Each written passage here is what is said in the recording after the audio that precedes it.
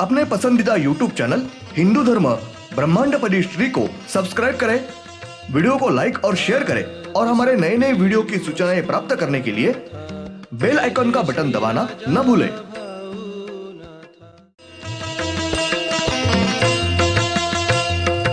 आरती सब प्रेम मस्को बना था, जय जय श्री राजा भाऊनाथा। ॐ भूर्भुर्गव आदिशक्ति ब्रह्माण्डच्च दिव्यशक्ति प्राप्त्यर्थच्च परमेश्वराय नमेन गायत्रीयं कालभैरव दिव्यशक्ति नमो शिवाय।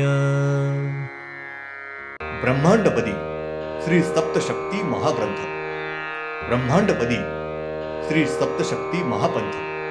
सत्य हाच धर्म, जसा खवळलेला समुद्र, जसा पूर्ण आकाश, जसा सूर्य, तसा मी।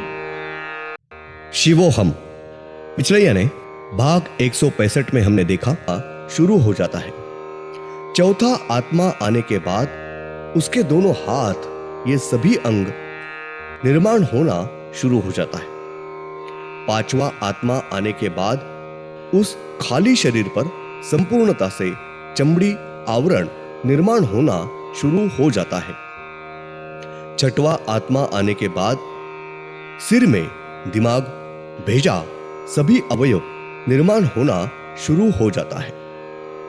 अब देखेंगे भाग 166। सातवां आत्मा आने के बाद उस बालक के दोनों आंखें, उनके सब अंग निर्माण होने के लिए शुरुआत होती है।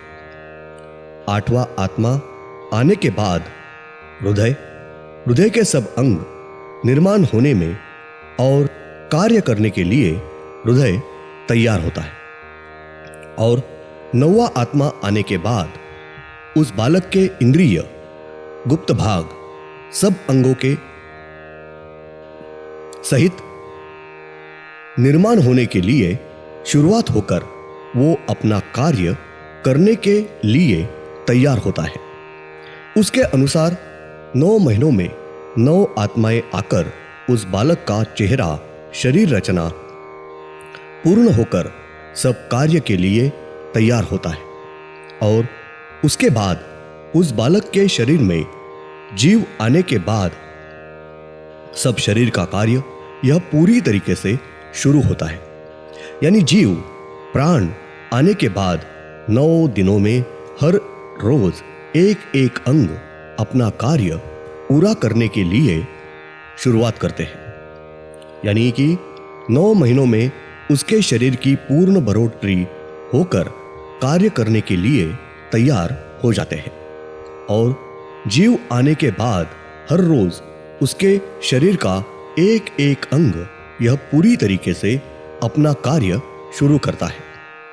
मादा, स्त्री, मानव, इनका यानी उस स्त्री के 9 महीने पूर्ण होने के बाद उस बालक की शरीर रचना पूर्ण होने के बाद उसके आगे के 9 दिनों में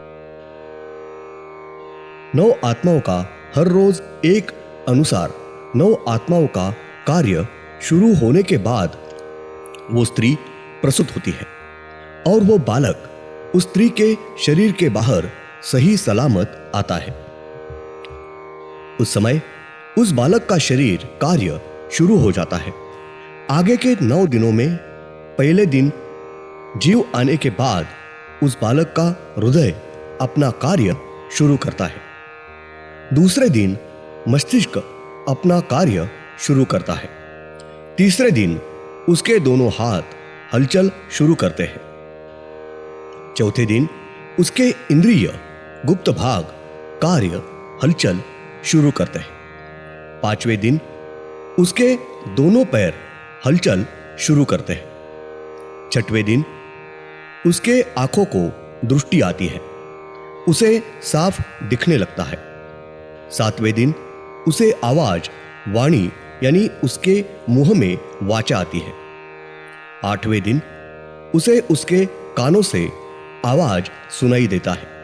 और 9वें दिन उसके संपूर्ण शरीर के विभाग अपना कार्य सही शुरू करते हैं। संपूर्णतः शरीर के सब अंग सही तरीके से एक ही समय पर ठीक से हलचल कार्य शुरू करने लगते हैं और उसके बाद तुरंत या अगले 1-2 दिन के बाद वो स्त्री प्रसूत होती है और वो बालक उस स्त्री के शरीर के बाहर जिंदा हलचल करते हुए आता है और उसके बाद कुछ समय जाने के बाद उस बालक को धीरे धीरे दृष्टि आती है, बोलता है, चलता है, यानी धीरे धीरे बड़ा होने लगता है और उस बालक के शरीर की बढ़ोतरी होती रहती है। श्री 7 नंबर काल राक्षस यह पूर्णतः प्राणी यानी श्री गधा प्राणी है। बालक का जन्म होने के बाद उस बालक के संपूर्ण आयु का भविष्य लिखना यह कार्य करते हैं। तारीख 8 जून शनिवार। श्री 7 नंबर काल राक्षस यह श्री मानव रूपी गधा प्राणी इनके रूप में भ्रमण कर रहे हैं। उनका कमर से आगे का भाग यह स्त्री मानव इनका शरीर है और उनके कमर के नीचे संपूर्ण भाग यह पुरुष गधा प्राणी इनका शरीर है। उनके शरीर पर एक गर्दन है और उनका मुंह चेहरा यह संपूर्ण मानव का है और उनके हाथ भी मानव के हैं और बाकी संपूर्ण शरीर यह गधा प्राणी इनका शरीर है। श्री 7 नंबर काल राक्षस इनके शरीर पर कुल 3 चेहरे मुंह है और एक ही गर्दन है। उनके शरीर पर बीच में होने वाला चेहरा यह पुरुष मानव इनका चेहरा है और उनके दाई ओर का चेहरा यह संपूर्ण गधा प्राणी इस प्राणी का मुंह है और बाई ओर का चेहरा यह स्त्री मानव इनका चेहरा है। उनके पेट में से आगे का संपूर्ण भाग यह स्त्री मानव शरीर है। उनके कमर से पीछे का भाग यह पुरुष नर गधा प्राणी इनका शरीर है। श्री 7 नंबर काल राक्षस यह अपने पीछे के 2 पैर पर गधे प्राणी के जैसे ही चलते हैं और उनके आगे के 2 पैर यह चलने के लिए न उपयोग करते हुए आगे के दोनों पैर यानी उनके दोनों हाथ हैं और वो उन्होंने मुड़े हुए हैं और सिर्फ पीछे के 2 पैरों पर ही चलते हैं। उन्हें ब्रह्मांड में कहीं भी उड़कर जाने के लिए पीठ पर स्त्री बांझ पंछी इनके पंखों के जैसे 2 बड़े पंख हैं और उनका पीछे पूंछ है। श्री दिव्यत्व शक्ति इन्होंने उनको वाहन के तौर पर श्री तोता पंछी यह वाहन दिया है और उन्हें सब शस्त्र यह स्वयंभू दिए हैं। श्री 7 नंबर काल राक्षस इनके पास ब्रह्मांड में के हर एक जीव का यानी हर एक के संपूर्ण आयु का भविष्य लिखना यह मुख्य कार्य दिया हुआ है। ब्रह्मांड में के जितने दैवी अवतारों के पुरुष मानव यानी कि जितने भी पुरुष दैवते हैं उनके कार्य का भविष्य यह स्त्री पुरुष चेहरा यह लिखते हैं और जितने दैवी अवतारों के स्त्री मानव दैवते हैं उन सब स्त्री अवतार दैवतों के कार्य का भविष्य स्त्री चेहरा लिखते हैं और सब सामान्य स्त्री और पुरुष और अन्य सब प्रकार के पशु पंछी प्राणी और अन्य सब जीव इनका भविष्य यह श्री गधा चेहरा यह लिखते हैं। श्री तारीख 10 जून 96 सोमवार। ब्रह्मांड में जन्म लेने वाले बालक का उसके संपूर्ण आयु में जितने कुछ दैवी कार्य होने वाले हैं ऐसे बालक के संपूर्ण आयु का भविष्य यह पुरुष चेहरा यह लिखते हैं और जिन बालक का यानी स्त्री बालक है उसने उनसे जितने भी कुछ दैवी कार्य संपूर्ण आयु में होने वाले हैं वो सब भविष्य यह स्त्री चेहरा यह लिखते हैं और सर्वसामान्य मानव यानी स्त्री और पुरुष उसी के अनुसार सब मानव जाति में के स्त्री और पुरुष यह देश के राजकारण में होते हैं, पुजारी और नेता वगैरह होते हैं। धन्यवाद।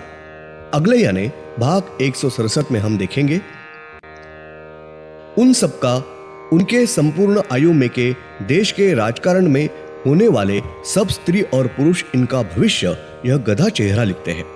उस अनुसार इन सब के आयु में के सब यानी हर एक घटना यह घटती है। ब्रह्मांड में के सब सामान्य मानव स्त्री और पुरुष उनका और बुरी दृष्टि प्रवृत्ति के मानव इनका भविष्य यह 7 नंबर काल राक्षस यह नहीं लिखते हैं। उनका भविष्य यह दूसरी शक्ति लिखती है। श्री 7 नंबर काल राक्षस इनके साथ वैसा उनका कुछ भी संबंध नहीं है, वैसा संबंध नहीं आता है। ओम श्रीनाथ मस्कोबानाथ श्री राजा भावनाथ प्रत्यक्ष